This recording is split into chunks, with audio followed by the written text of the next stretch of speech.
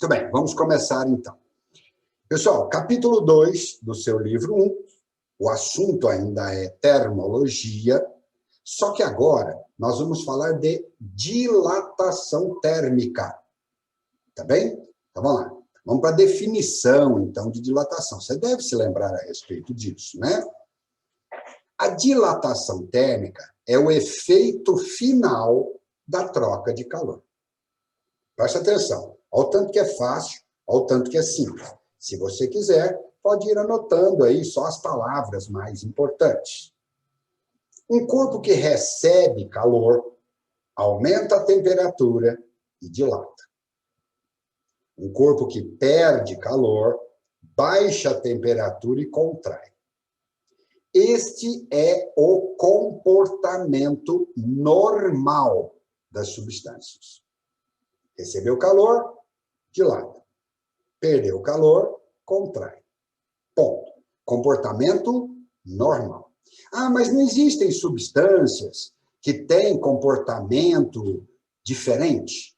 Sim, mas nós vamos deixar para falar isso só no final. Concentre-se no comportamento normal.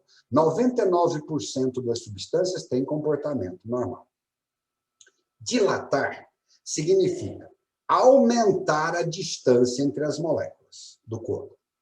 Contrair significa diminuir a distância entre estas moléculas.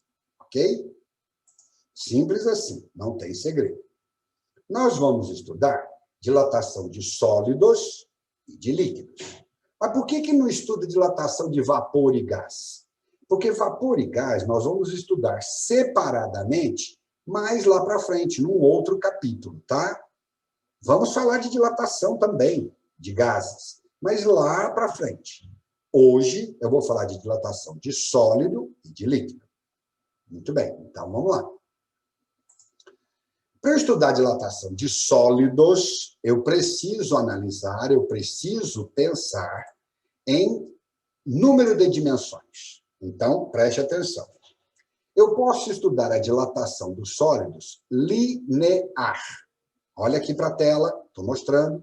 Linear significa uma dimensão. Olha no meu exemplo.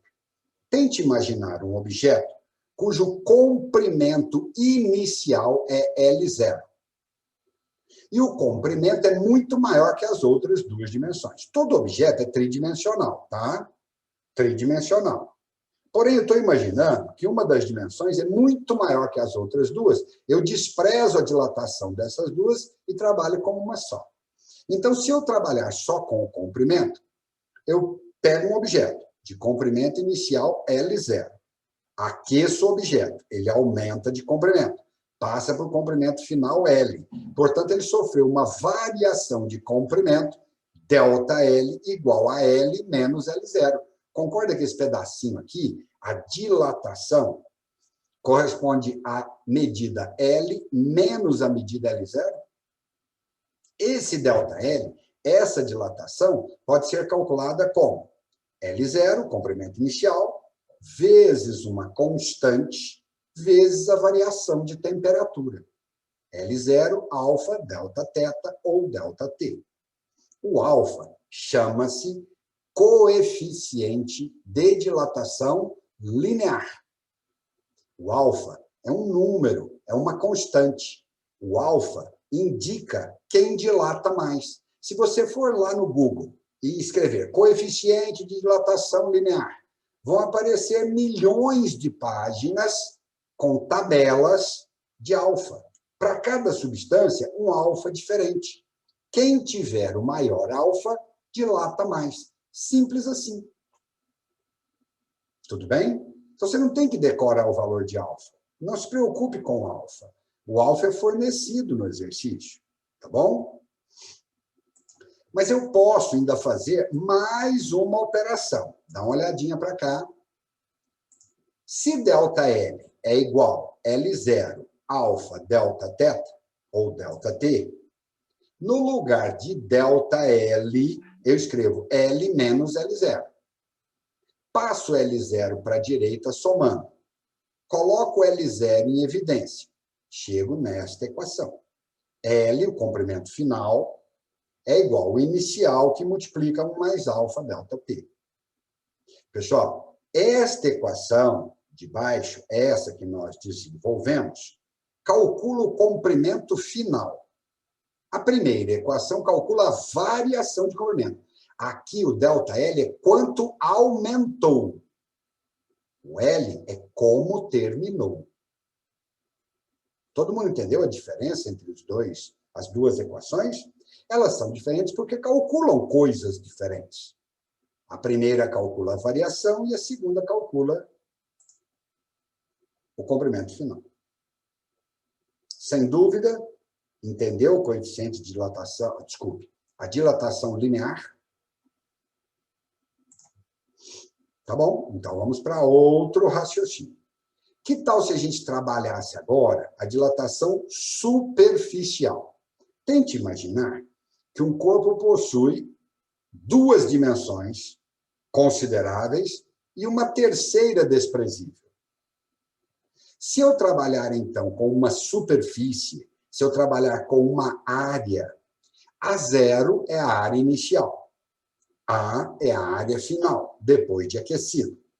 A variação de área é a área inicial vezes uma constante, vezes o ΔT, ou Δθ.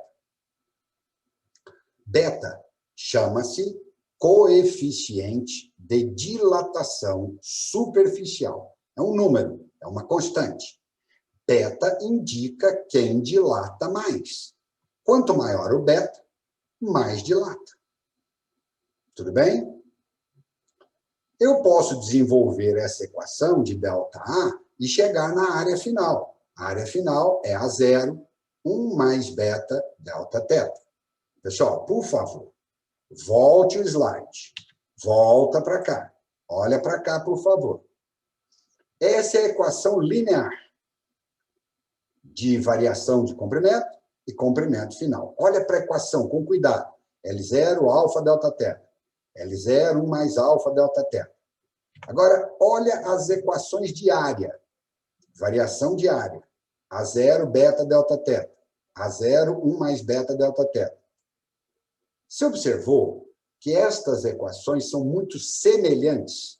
Elas não são iguais, mas elas são semelhantes. Elas têm o mesmo formato. É a grandeza inicial vezes uma constante vezes a variação de temperatura. As equações são todas do mesmo tipo. O que muda é o número de dimensões. Enquanto eu trabalho alfa em uma dimensão, eu trabalho beta em duas dimensões. Por isso que está escrito aqui que o beta vale 2 alfa. Certo, pessoal? O beta vale 2 alfa. O alfa é uma dimensão. Se eu multiplicar por 2, eu tenho duas dimensões. Tá fácil guardar? Tá lembrando legal isso do ano passado? Isso não é novidade para você. Por fim, eu posso fazer a análise, o raciocínio de uma dilatação volumétrica. Agora eu estou falando de volume. Eu estou falando de 3 dimensões.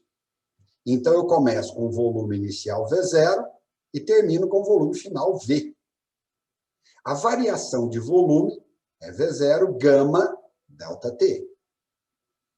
O gama é o coeficiente de dilatação volumétrico. É um número que indica quem dilata mais. Pessoal, é simples demais da conta. Alfa, beta e gama são a mesma coisa. Eles indicam quem dilata mais. Quem tiver maior alfa, maior beta ou maior gama, dilata mais. Mas eles não têm o mesmo valor. Os valores de alfa, beta e gama são diferentes. Por quê? Porque alfa mede uma dimensão, beta mede 2 dimensões, gama mede 3 dimensões. Se você olhar aqui embaixo no nosso slide, na nossa apresentação, gama vale 3 alfa. Alfa é uma dimensão. Se eu multiplicar por 3, eu tenho 3 dimensões. Facinho, simples. E a estrutura das equações são as mesmas. É muito comum nos exercícios o cara te fornecer o alfa e você ter que transformar para beta ou gama. Para transformar é simples, multiplica por 2 ou por 3, depende do número de dimensões. Até aqui tá legal? Vamos, agora eu preciso que você abra o microfone e diga para mim se está tudo bem, se você quer fazer alguma pergunta, ou se eu posso prosseguir. Vamos lá. Me dá um feedback. Fala para mim. Tá tranquilo tudo. Tranquilo? Dilatação de sólido, linear, superficial e volumétrica, você lembrou do ano passado? Lembrei. Então, vamos prosseguir. Não existe só dilatação de sólido. Existem também as dilatações de líquido. Como eu expliquei no início, eu não vou explicar de gases, porém, vamos falar de líquido. Para que a gente possa falar da dilatação de líquido, você precisa guardar duas coisas. Então, lembra dessas duas coisas que eu vou te falar. Se for o caso, anota essas duas coisas aí no seu caderno. Primeiro, eu não consigo aquecer um líquido se ele não estiver dentro de um sólido. Porque o líquido não tem forma própria. Então, toda vez que eu faço experimento utilizando dilatação de líquido, eu acabo tendo que calcular a dilatação de sólido também. Segundo, todo líquido dilata mais que qualquer sólido. Presta atenção nessa frase. Eu vou te falar uma frase agora, você diz se entendeu ou não. O líquido que menos dilata, dilata mais que o sólido que mais dilata. Vamos de novo? Vamos de novo. Presta atenção, menino. O líquido que menos dilata, o pior, o mais ruinzinho, dilata mais que o sólido que mais dilata, o melhor dos sólidos. O pior dos líquidos dilata mais que o melhor dos sólidos. Entendeu? Então, se eu colocar líquido dentro de um sólido e aquecer os dois, eu posso até, em algumas situações, desprezar a dilatação do sólido. Em muito exercício, o cara fala isso. Despreze a dilatação do sólido. Pensa só no líquido. Por quê? Porque a dilatação de sólido é muito menor que a de líquido. Está claro essas duas coisas? Tá bom. Para poder calcular a dilatação de líquido, eu não posso trabalhar nem com a dilatação linear, nem com a superficial. Uma linha de líquido e uma área de líquido é muito difícil de ser obtida. Sempre que vamos trabalhar com líquidos, nós usamos a dilatação volumétrica. Então, lembra, a equação que eu mostrei agora. Essa aqui é a equação de volume final. É o inicial, 1 mais gama delta T. Muito bem. Então, vamos pensar na seguinte hipótese. Olhe para cá, por favor. Eu peguei um recipiente e coloquei líquido dentro dele. O que está pontilhado é a situação inicial. E eu estou admitindo que esse frasco está completamente cheio. Eu coloquei líquido até a boca, certo? Então, o volume inicial de líquido é igual ao volume inicial do frasco. Inicial. O que está pontilhado é a situação inicial. Aí eu aqueço os dois. É óbvio que o frasco dilata. Está vendo essa situação contínua aqui, ó, o desenho contínuo? Isso aqui é o quanto o frasco aumentou. É claro que o líquido aumenta junto. Não é? Mas eu disse agorinha mesmo que o líquido dilata mais que o sólido. Então, por mais que o frasco dilate, o líquido dilata junto, o líquido dilata a mais. Se o frasco está completamente cheio, essa quantidade a mais derrama, extravasa, cai fora do recipiente. Então, eu posso coletar a parte de líquido que extravasou. Então, qual foi a dilatação real? Real, total, do líquido. Foi a dilatação do frasco, ΔV do frasco, mais o que extravasou. O que extravasou eu chamo de aparente. A variação de volume aparente é o que extravasou. Já foi questão de vestibular da UF.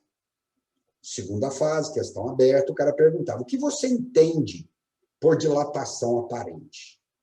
Aí um monte de alunos respondeu que derrama. E tirou 0. Por que tirou 0? Porque só derrama se o frasco estiver completamente cheio. Se o frasco não estiver completamente cheio, não derrama. Então, responder que é o que derrama está errado. Vou explicar melhor. A variação de volume aparente é o tanto do líquido que dilatou a mais que o frasco. Essa é a resposta correta. Se estiver completamente cheio, essa quantidade a mais derrama. Extravasa. Se não estiver completamente cheio, não derrama. Então, para que eu possa calcular a variação de volume real, total, R é real, total, do líquido, eu tenho que pegar a do frasco mais o que dilata a mais do líquido, que é chamada de aparente. Vamos lá, abre o microfone, diga para mim, tá tudo bem? Você entendeu isso?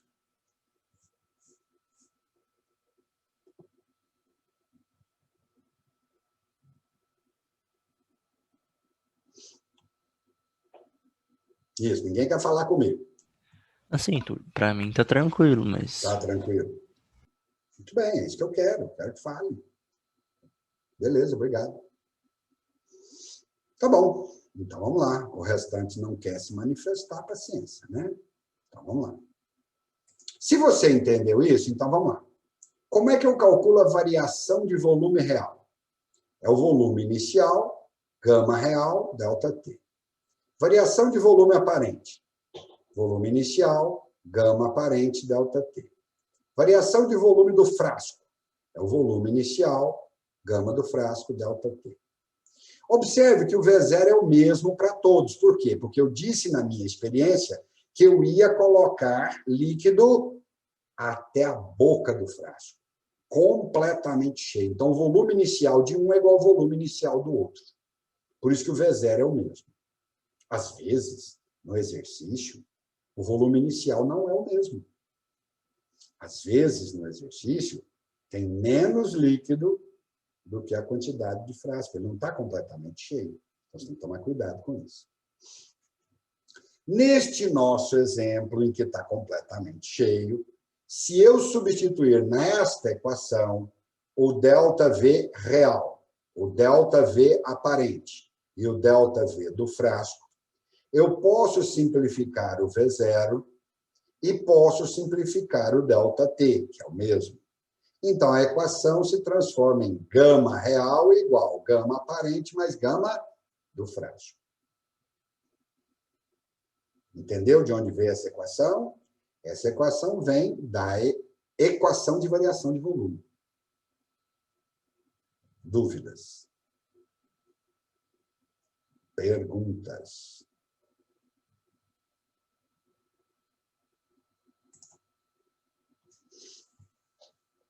Ok? Se não há nenhuma dúvida, se você lembrou de tudo, veja, já estudamos dilatação Túlio, de... Ah, pois não, pergunte. depois eu entendi isso aí tranquilo, mas depois o senhor vai estar mandando esses slides para a gente ou não? Não, querido, eu não vou enviar os slides. Todos Tá eles bom. estão... Não, eles estão disponíveis lá no YouTube. Esse vídeo aí, esses slides aí, estão lá no YouTube. É só você escrever TCP 1331, dilatação térmica. Ele aparece. Dilatação, escreve só dilatação. Aí ele aparece, você assiste novamente. Não é o da aula, não estou falando da aula, não, porque a aula estará lá também. E você acessa a aula escrevendo assim, TCP 1331, E na frente você escreve a data de hoje, 10, espaço 02, espaço 2021. Para a aula, você põe a data. Para o vídeo, você escreve o assunto. Beleza? Todos os meus vídeos estão lá. Por isso que eu estou dizendo que não vale a pena ficar mandando no WhatsApp. Isso ele é grande, ele não sei nem se vai com facilidade. Então, vamos para outro assunto. Vamos lá. Eu expliquei dilatação de sólido, dilatação de líquido. Mas eu preciso mostrar para você uma situação particular. Eu disse no início da aula que o comportamento normal das substâncias é assim. Recebe calor, dilata. Perde calor, contrai. Esse é o comportamento normal. Existem substâncias cujo comportamento é anormal. Então, lê o título aqui, faz favor. Dilatação anômala da água. A água é uma das substâncias que dilata de forma anormal. Então, olhe para esse gráfico, por favor. Entenda o gráfico. Não é difícil. No eixo vertical, nós temos o volume. No eixo horizontal, nós temos a temperatura. Se eu olhar a parte do gráfico acima de 4 graus Celsius, nós temos uma linha crescente. Uma linha crescente indica que, à medida que a temperatura aumenta, o volume aumenta. Então, isso é um comportamento normal. Mas a água é normal? Sim. Acima de 4 graus Celsius, ela é normal. Se você agora olhar para o gráfico, o intervalo entre 0 e 4 graus Celsius, entre 0 e 4 graus Celsius, a linha é decrescente. O que quer dizer uma linha decrescente? Eu aumento a temperatura e a água diminui de volume. Ou eu diminuo a temperatura e a água aumenta de volume. Gente, eu estou esfriando a água e ela está aumentando de volume. Isso é o contrário. Isso é o oposto do normal. A água é anômala entre 0 e 4 graus Celsius. Nesse intervalo. Você já deve ter visto isso. Você pega uma garrafa contendo um líquido lacrada, põe no congelador, no dia seguinte você abre, a garrafa está estourada. Ela explode. Isso pode acontecer. Por quê? Porque o vidro, à medida que você esfria, ele contrai. E a água, entre 0 e 4 graus Celsius, dilata. Temos um problema.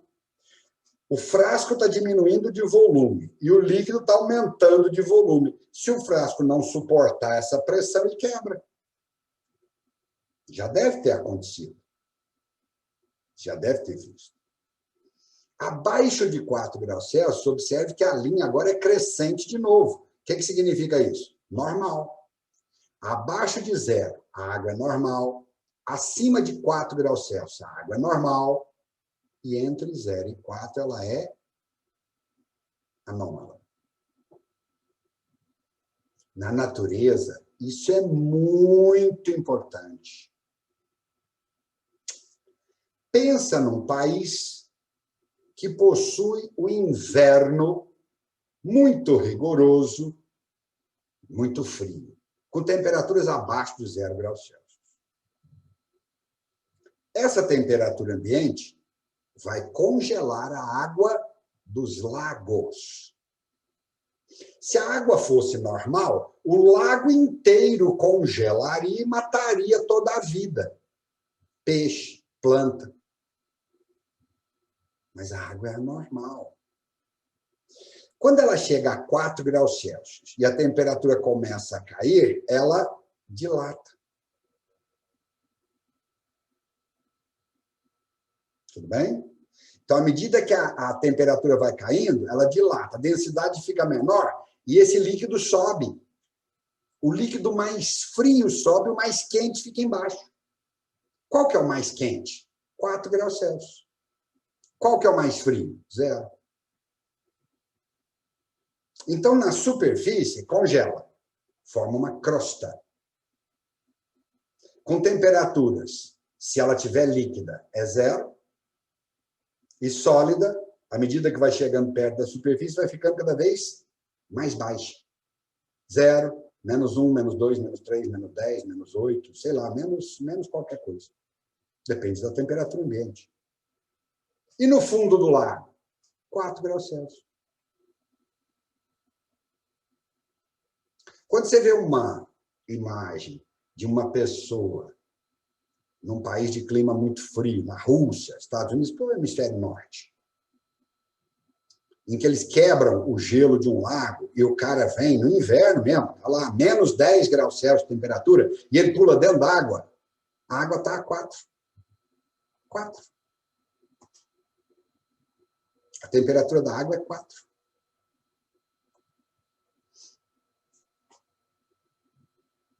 Quando ele sai de dentro da água, aí é o problema, né? Porque está -10, já está molhado, aí a água congela. E como é que faz?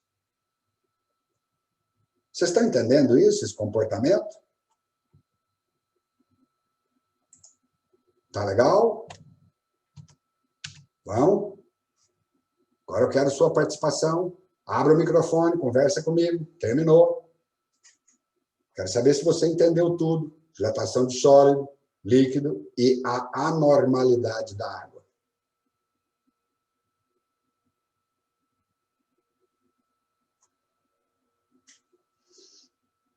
Não estou ouvindo ninguém. Faz favor. Quero ouvir vocês. Abra o microfone.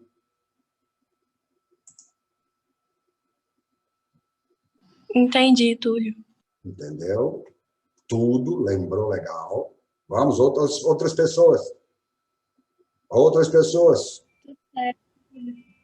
Tudo ok?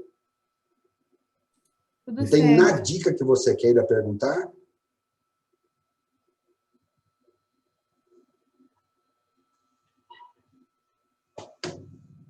Muito bem. Então,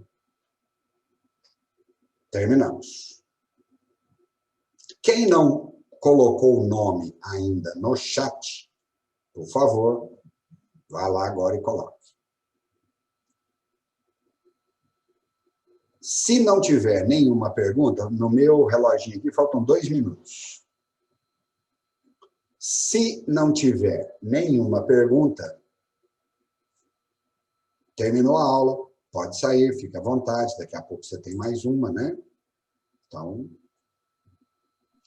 Tudo, você explica para mim a dilatação da água, então. Tá bem, vamos lá, vamos de novo, vou compartilhar novamente. Quem quiser, fica. Quem entendeu, pode sair se quiser. Então tá aqui, estou compartilhando de novo. Khaled, perguntou? Foi. Ah, então tá. Khaled, olha para cá, ó.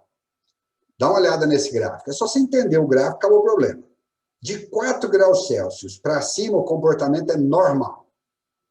Entre 0 e 4, anômalo. Abaixo de 0, normal. Normal quer dizer reta crescente.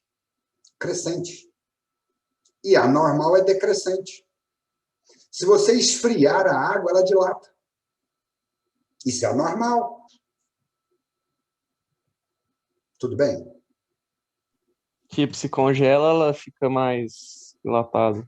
Aumenta de volume. Aham. Se você parar de pensar bem, é quase um absurdo, né?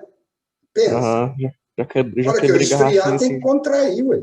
Esfriar tinha que contrair. A água, você esfria, ela dilata. Sim. Mas só entre 0 e 4. Só entre 0 e 4 que isso acontece. Acima de 4 é normal, abaixo de 0 é normal. Beleza? Melhorou? Então, se congelar abaixo de 0, ela fica normal. Normal. Só que aí ela é normal, mas está dilatada, né?